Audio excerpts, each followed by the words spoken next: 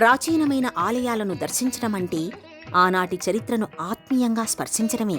పురాతనమైన ఆలయాలు అలనాటి ఆధ్యాత్మిక విశేషాలను వివరించడమే కాదు, ఆనాటి సామాజిక వాతావరణాన్ని అందంగా ఆవిష్కరిస్తాయి. అద్భుతమైన శిల్ప సంపదను ఆరబోసినట్టుగా కనిపించే ఆలయాలు తరాలుగా తరగని విశేషాలను తరువాత తరాల వారికి అందించడానికి ఆరాటపడుతున్నట్టుగా అనిపిస్తాయి.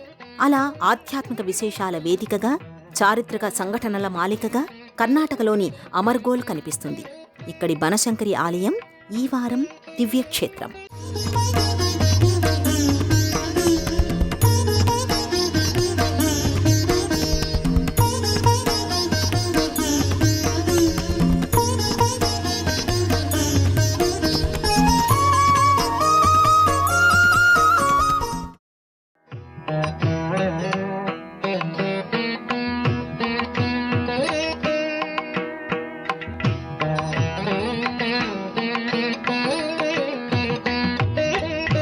కర్ణాటక ప్రాంతంలో అనేకమైన ప్రాచీనమైన ఆలయాలు కనిపిస్తాయి. ఏ ఆలయంలోకి అడుగుపెట్టినా రామాయణ, భారత, భాగవతాలను ఒకసారి తిరగేసిన అద్భుతమైన భావన కలుగుతుంది. ఎందుకంటే ఆనాటి రాజులు ఆలయ ముఖమంటపం నుంచి గర్భాలయం వరకు గల స్తంభాలపై, ఆలయ చుట్టూ గోడలపై ఇతిహాస పురాణ సంబంధమైన శిల్పచిత్రాలు ఉండేలా చూసుకునేవారు. అలాగే తమ కాలంలో ప్రోత్సహించబడిన కళల పట్ల, సాహిత్యం పట్ల, జీవన విధానం పట్ల తరువాత తరాల వారికి ఒక స్పష్టత ఉండేలా చర్యలు తీసుకునేవారు. అలాంటి ఆలయాల జాబితాలో ఒకటిగా అమర్గోల్ కనిపిస్తుంది.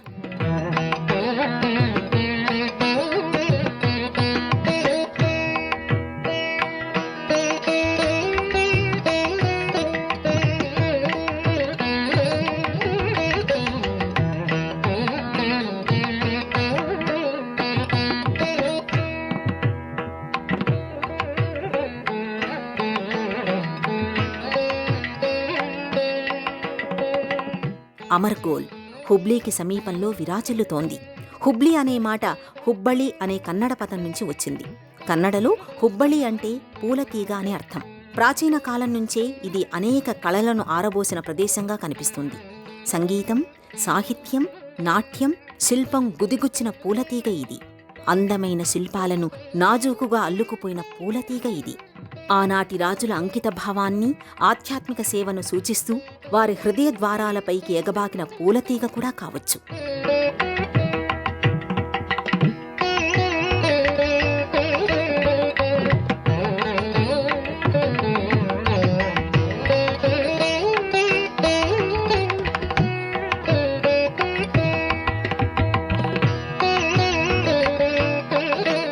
చాళుక్యులు శివకేశవులకు భేదం లేదనే రీతిలో ఎన్నో ఆలయాలను నిర్మించారు.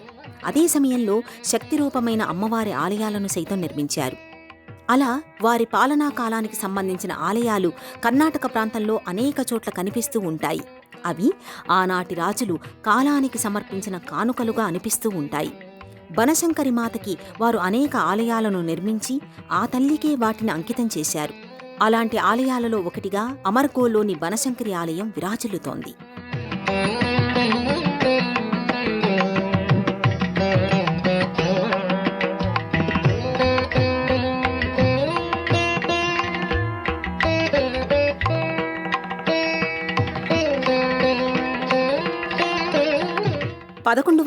లో చాళుక్యులు ఈ ఆలయాన్ని నిర్మించారు.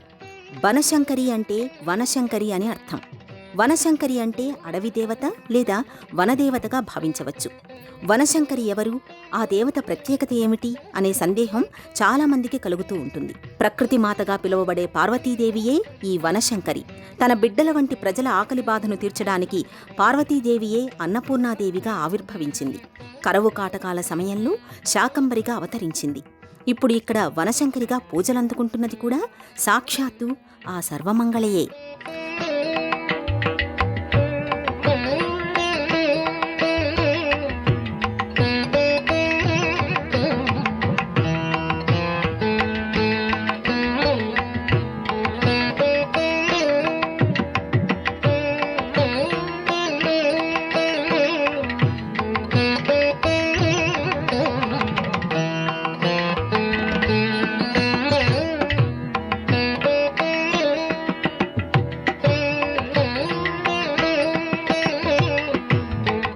సాధారణంగా శివుడు నాగేశ్వరుడిగా పూజలందుకునే ఆలయాలలో అమ్మవారు నాగేశ్వరిగా అభిషేకాలు అందుకుంటుంది.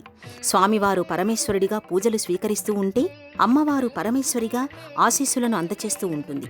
అలాగే శక్తి ప్రధానమైన ఈ ఆలయంలో అమ్మవారు బనశంకరిగా కొలువై ఉంటే స్వామివారు బనశంకరుడిగా భక్తులను అనుగ్రహిస్తుంటాడు. అమ్మవారు స్వామివారు కలిసి కొలువైన ద్వికూట ఆలయమిది.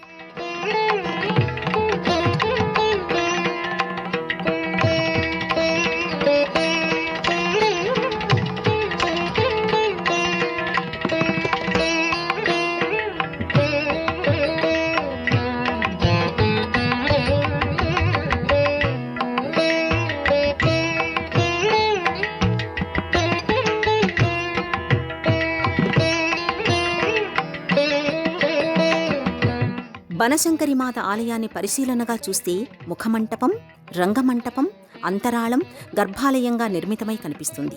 ప్రధానమైన ద్వారానికి ఎదురుగా అమ్మవారు, మరో ద్వారానికి ఎదురుగా స్వామివారు దర్శనమిస్తూ ఉంటారు. భక్తుల రద్దీ అంతగా లేని రోజుల్లో 2 ద్వారాల ద్వారా భక్తులు ఆలయంలోకి వెళుతూ ఉంటారు. ముందుగా అమ్మవారిని దర్శించుకున్న తరువాతనే అయ్యవారికి నమస్కరించుకుంటూ ఉంటారు. తమ మాట, మనవి వారితో చెప్పుకుంటూ ఉంటారు. అయ్యవారి హృదయంలా విశాలంగా, అమ్మవారి చూపులా చల్లగా ఉండటం ఈ ఆలయం ప్రత్యేకత.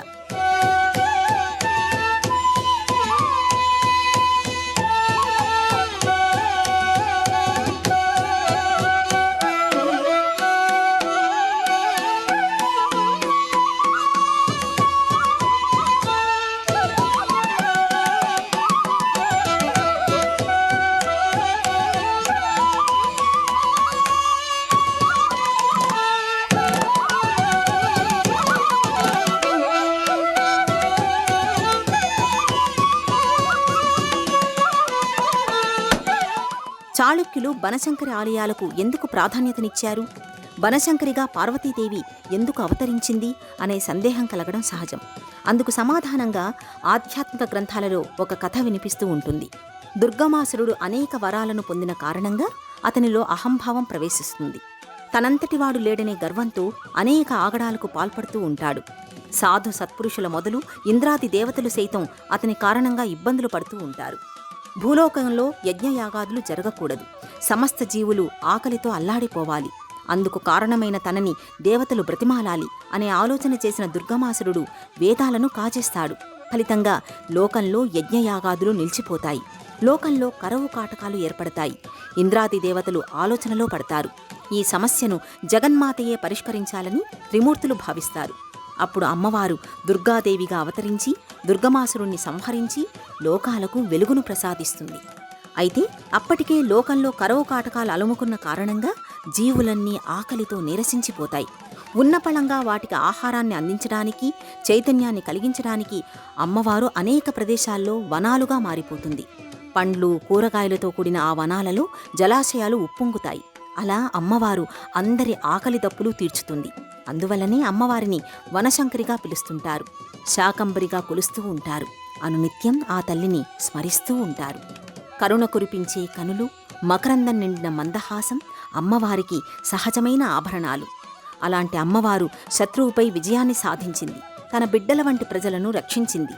లోకమంతా సుభిక్షంగా ఉండేలా చూసింది. అందువల్లనే బనశంకరి అమ్మవారిని చాళుక్యులు తమ ఇష్టదైవంగా భావించి పూజించారు. తమ పరిపాలనలో ఆ తల్లి ఆలయాలను నిర్మించారు. ఆలయాలలో నిర్మాణపరంగా భారీతనం కనిపించేలా చేయడమే కాకుండా తమ అభిరుచిని, అంకితభావాన్ని 10 కాలాల పాటు చెప్పుకునేలా కృషి చేశారు. వారి కృషి ఫలించిందని చెప్పడానికి నిదర్శనం, నిర్వచనం ఈ ఆలయం.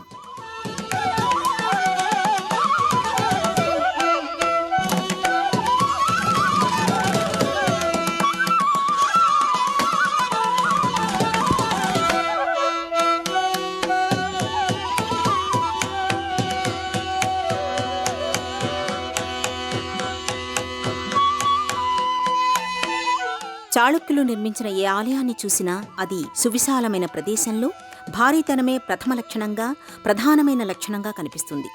బలమైన పునాదిపై వరుసలు వరుసలుగా రాతి పలకలను అమర్చుతూ విశాలమైన వేదికను ఏర్పాటు చేశారు. ఆ వేదికపై నగిషీలతో కూడిన స్తంభాలను నిలుపుతూ మంటపాలుగా వాటిని కలుపుతూ వెళ్లారు. వేదిక క్రింది భాగంలోనూ, ఆలయంపై అంచులలోనూ అందమైన నగిషీలు అల్లుకుపోయేలా చూశారు. ఎర్ర ఇసుకరాయితో ఈ ఆలయాన్ని నిర్మించారు. ఒకే కొలత కలిగిన రాళ్లను అమర్చడం నిర్మాణానికి అందాన్ని తీసుకొచ్చింది. పటిష్టమైన ఆ అమరికనే ఈ ఆలయాన్ని ఇంతకాలం పాటు నిలుపుతూ వచ్చింది. రాళ్ల అమరికలోనే తాము అనుకున్న ఆకృతులు వచ్చేలా, అల్లికలు చివరి వరకు కలిసేలా చేయడంలో తమ నైపుణ్యాన్ని ఆవిష్కరించారు. ఇంతటి నిర్మాణం వెనుక ఎంతమంది శిల్పులు పనిచేశారా అని అనిపిస్తుంది. కాలంలోకి జారిపోయిన ఆ దృశ్యాలను కనుల తెరపైకి తెచ్చుకోవడానికి ప్రయత్నించని మనసుండదనే చెప్పాలి.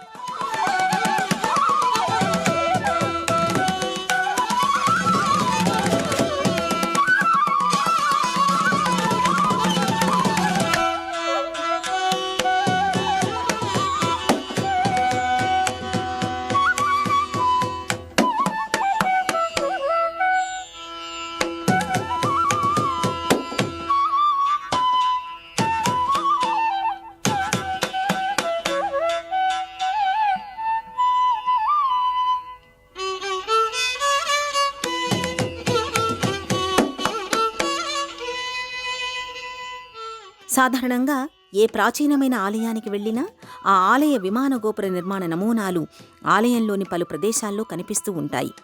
విమాన గోపురాలను అదే విధమైన నమూనాలతో మలచడం ఎక్కువగా కనిపిస్తుంది. ఎందుకంటే ఏ ఆలయ నిర్మాణంలోనైనా ముందుగా విమాన గోపురమే దెబ్బతినే అవకాశాలు ఎక్కువగా ఉంటాయి. అలాంటప్పుడు ఆ తరువాత తరాల వారు ఆ విమాన గోపురాన్ని మళ్లీ నిర్మించుకోవటం కోసం వారు తీసుకున్న ముందు జాగ్రత్త చర్యగా ఇది మనకు కనిపిస్తుంది. వారి ముందు చూపును మనసులోనే అభినందించాలనిపిస్తుంది.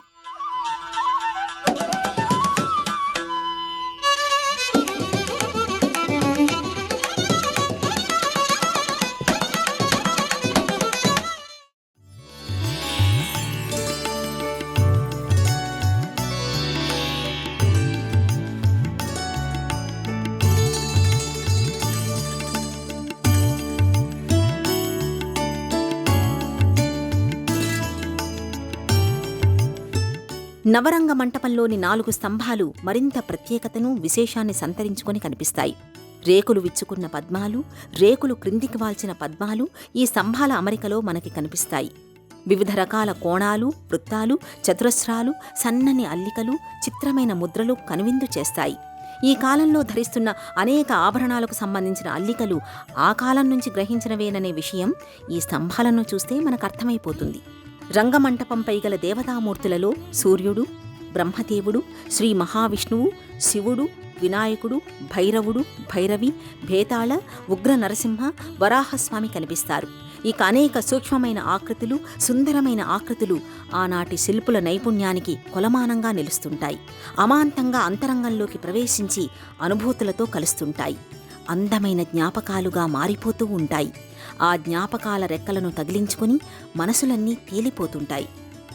ఈ క్షేత్రానికి వెళ్ళినప్పుడు, ఇక్కడి శిల్పకళను చూసినప్పుడు ఇంతటి సుందరంగా, సుకుమారంగా ఈ శిల్పాలను మలిచింది ఎవరు, అనితర సాధ్యమైన ఈ అల్లికలు చేసింది ఎవరు అనే ఒక ప్రశ్న తలెత్తితే అందుకు సమాధానంగా అమరశిల్పి జక్కన్న పేరు వినిపిస్తుంది. కఠినమైన శిలలను కర్పూర కళికల మాదిరిగా మలిచిన ఘనత, ప్రత్యేకత ఆయన సొంతమనే విషయం మనకర్థమవుతుంది. అలాంటి జక్కన్న అడుగుపెట్టిన ప్రదేశమిది. ఆయన ఆవిష్కరించిన అద్భుతమైన శిల్పరాశి ఇది. జక్కన్న కర్ణాటక ప్రాంతంలోని కైదల గ్రామానికి చెందిన మహాశిల్పి. ఆయన గురించి ఇక్కడ ఒక కథనం వినిపిస్తూ ఉంటుంది. జక్కన్న తన బాల్యం నుంచే శిల్పకళ పట్ల ఆసక్తిని చూపుతూ పెరుగుతాడు. మంజరి అనే ఒక యువతితో ఆయన వివాహం జరుగుతుంది.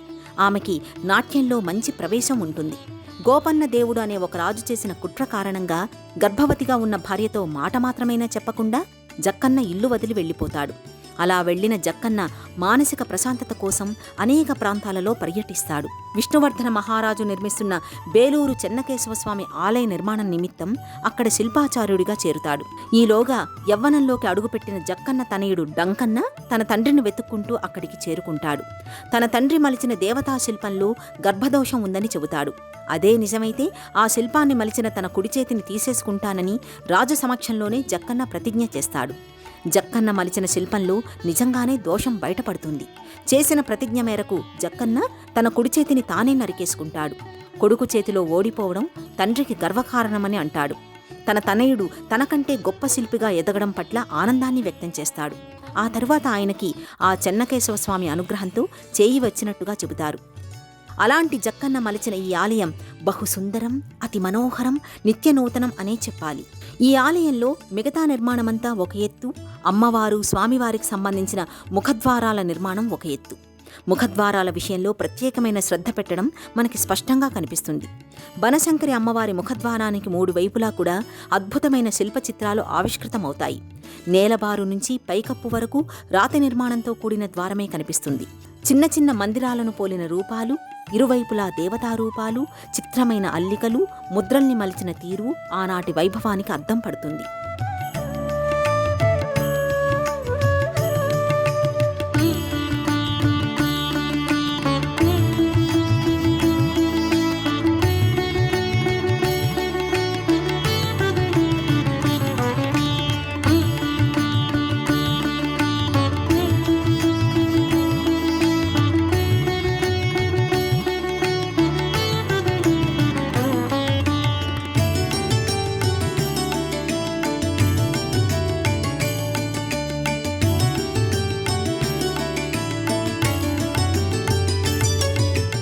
ఇక శివయ్య సన్నిధానానికి సంబంధించిన ముఖద్వారం కూడా శిల్పకళామయమే. స్వామివారి ముఖద్వారానికి సంబంధించిన పైభాగం విస్మయానికి గురిచేస్తుంది. ద్వారం పైభాగాన్ని వివిధ రకాల సూక్ష్మమైన ఆకృతులతో, అల్లికలతో అంచెలంచెలుగా మలుస్తూ వెళ్లిన తీరు మంత్రముగ్ధుల్ని చేస్తుంది.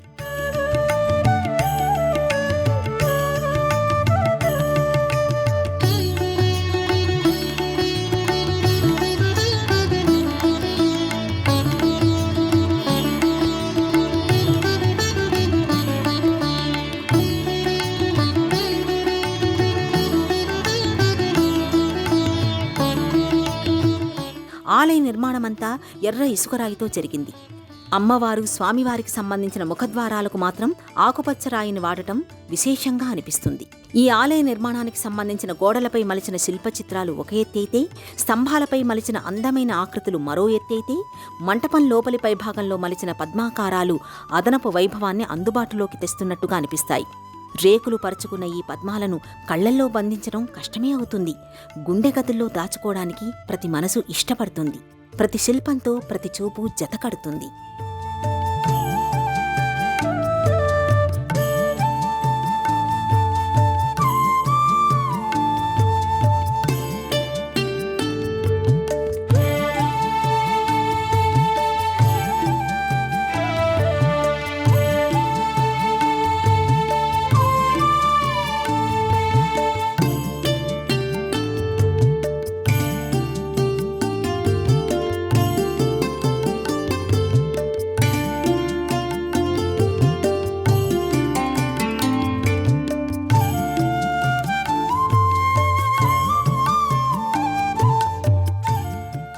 ఈ ఆలయ నిర్మాణానికి ఉపయోగించిన బండరాళ్లను పరిశీలిస్తే బలమైన కోట గోడలు గుర్తొస్తాయి. కానీ ఈ కోట నిర్మాణం కంటే కూడా ఆనాటి రాజులు ఈ ఆలయ నిర్మాణంపై ఎక్కువగా దృష్టి పెట్టారనేది మనకు ప్రత్యక్షంగా తెలిసిపోతూనే ఉంటుంది. ఉలిదెబ్బలను ఉయ్యాలపాటగా ఈ ప్రదేశం ఎంతకాలం పాటు విని ఉంటుందనేది స్పష్టమైపోతూనే ఉంటుంది. వందల ఏళ్లుగా అనేక కాల వైపరీత్యాలను తట్టుకుని ఈ ఆలయం నిలబడటం వెనుక అవిరామమైన వారి కృషి ఉంది, అసమానమైన అంకితభావం ఉంది.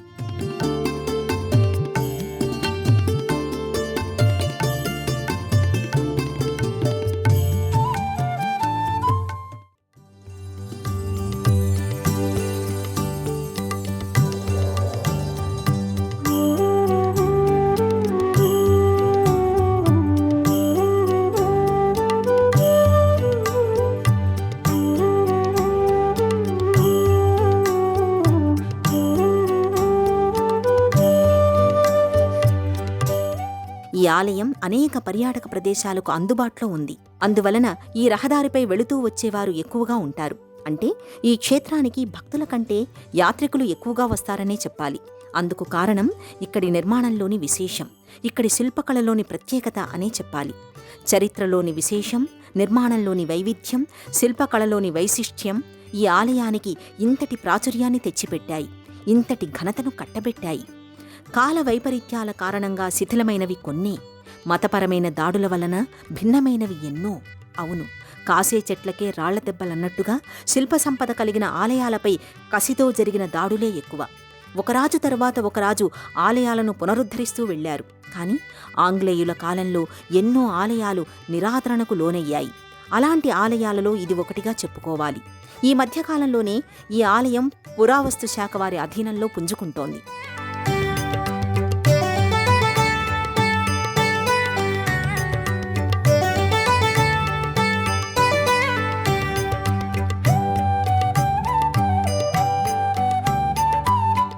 చాళుక్యుల అభిరుచికి దర్పణం పట్టే నిర్మాణం, జక్కన్న ఉలిచప్పుడు విన్న ప్రదేశం, అమ్మ మనసుతో బనశంకరి కొలువైన కోవెల, అమ్మవారి కోసం మంచుకొండలు వదిలి మహాదేవుడు ఆసీనుడైన మందిరం, ఈ గాలి, ఈ నేల, ఇక్కడి శిలల అమరిక, శిల్పాల మాలిక చరిత్రను చదివిస్తాయి. భక్తిభావ సుమాలతో మనసు మందిరాలను అలంకరిస్తాయి. అందమైన జ్ఞాపకాల దిశగా అలసట లేకుండా నడిపిస్తాయి. అనుభూతుల ఆకాశంలో ఉల్లాసంగా ఎగరేస్తాయి. దేహమంతా శిల్పాలను హత్తుకున్న దేవాలయమిది. తలపైకి కీర్తి కిరీటాన్ని ఎత్తుకున్న నిర్మాణమిది. కాలంతో పోటీ పడుతూ కళ్ల ముందు నిలిచిన కట్టడమిది. అడుగడుగునా అద్భుతమై, అణువణువునా సౌందర్యమై, ఊపిరిని పెనవేసుకుపోయే ఊహకాని లోకమిది. కనులు మూయకుండా కలకాలం చదువుకునే కావ్యమిది. అలాంటి ఈ ప్రదేశంలో అడుగుపెట్టడం అదృష్టం కాక మరేమవుతుంది? స్పందించే మనసును మనకి అందించిన మహేశ్వరుడికి కృతజ్ఞతలు తప్ప ఇంకేం చెప్పగలం? దేశంలోని ప్రధానమైన పట్టణాల నుంచి బెంగుళూరుకు బస్సు, రైలు, విమాన మార్గాలు ఉన్నాయి. అక్కడి నుంచి హుబ్లీకి తేలికగానే చేరుకోవచ్చు. హుబ్లీ నుంచి 6 కిలోమీటర్ల దూరంలో ఉన్న అమర్గోలికి స్థానిక వాహనాలలో చేరుకుని ఈ దివ్యక్షేత్రాన్ని మనసారా కనులారా దర్శించవచ్చు.